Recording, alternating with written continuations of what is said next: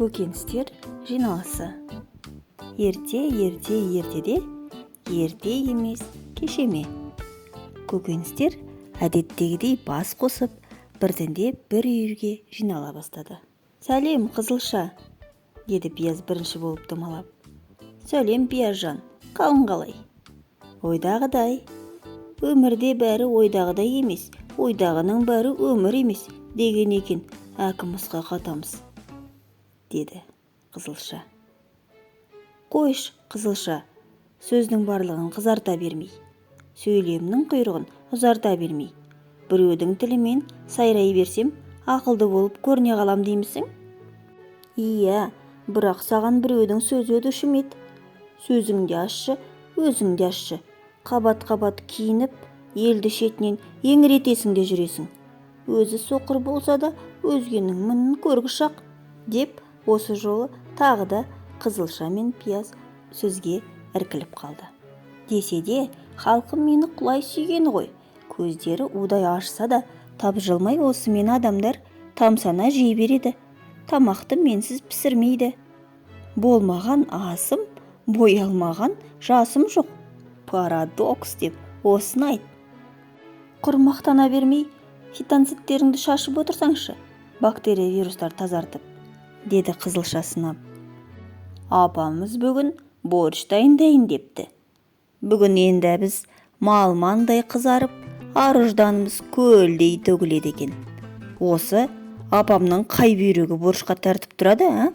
Сорпасы үш қайнаса да қосылмайтын етке, сорпа бетке дейтін қазаққа борщ ас болады ма?» деп мысқылдап сөйледі шетте отырған Картоп мырза. «Әй, Картоп, аманбысың? Былтырғы өнімнен бері өңің қашып, жұлымың шығып қалыпты». Аман есемін, Пиязжан.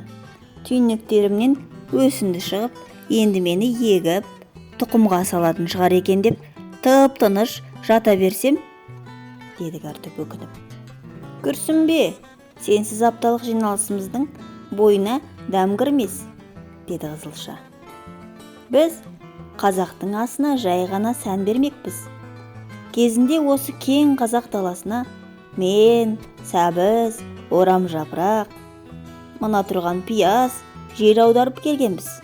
Ендігі қазіргі заманда әлем мәзірінде осылай саяхаттап жүрерміз», деп тамсана сөйледі Қызылша. «Мені неге қостың?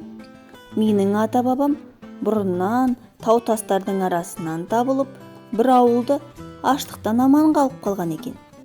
Керек десең, жеті атамды да білемін. Қажуа, Пияшық, Көкжуа, Тау-сарымсақ, Алтай жуа, Шалғын, Ақжуа. Енді мені біреу қазақ емессің деп көрсін», деп бой көтерді Пиязжан көкірегін кеңейтіп.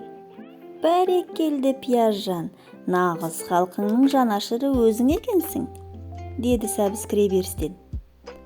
«Сәлем бердік, сәби сүйгіш Шәбіржан». «Сәлем, құрдастар, қуырылып бірге күн бастар. Апта аралап борщ әзірлейтін апамыз дүкенге кетіпті, Орамжапырақ алғалы», деп хабармен бөлісті Сәбіз. «Балаларға ермек болудан жалықпайсың осы сен», деді Картоп мырза. «Қыста ақ қала жасап ойнайсың, жазда ауыздарынан кетпейсің. Әйтеуір ойын өсірем деп әлексің. Енді болмысым балажан болса қайтейін? Бала тіліне оранған, менен асқан бақыт жоқ шығар шіркін», деп жауап берді Сәбіз саябырлап. «Иә, бала тілінің балына маңған бәріміздің арманымыз болып кетті ғой. Татымайды да ғой олар бірақ бізді. Керек десең, жиіркеніп те қалады. Әсіресе сенен, Пияз», деп қарқылдап күлді Қызылша. «Мынау Пияз ғой», деп ыдысынан сырып тастайды да отырады.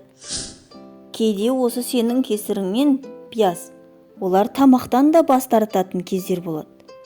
Осы мен түсінбейтінім, үлкендер сонда да сені неге әрбір тағамға сала береді өзі, а?»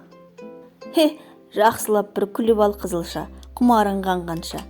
Сен сияқты хейтерлердің болғаны маған абзал. Оқырмандарым көбейеді. Сенің аудиторияң өңкөй қайғышыл, жылайды да отырады. Посттарыңды біраз көңілдірек етіп көрсетсеңші, деді Орамжапырақ дорбадан домалап түсіп. Әй, сен осы қатырасың, Ожеке, деді Картоп мырза. Пиязымыз сол үшін лимондардың қатарында. Оның өзіндік фишкасы ол. Елін еңіретіп, жүрегін тебірентіп, ащы шындықпен көзін ашып, көкірегін оятады. Дөп бастың, Картоп мырза. Менің парақшамды алғаш ашқан адамның көзі жасаурап, тураған сайын тура жолға талпынады. Менің бойымда кімнің осы генетикасы жоқ десейші. Абай атамыз айтты деп бір шашылам, Ыбырай атамыз айтты деп бір жаншылам, Шәкәрім атамыз айтты деп тағы бір жығылам. Тыңдар құлаққа алтын сырға, деді Пияз, ақылсынданып. Бірінші бөлімнің соңы.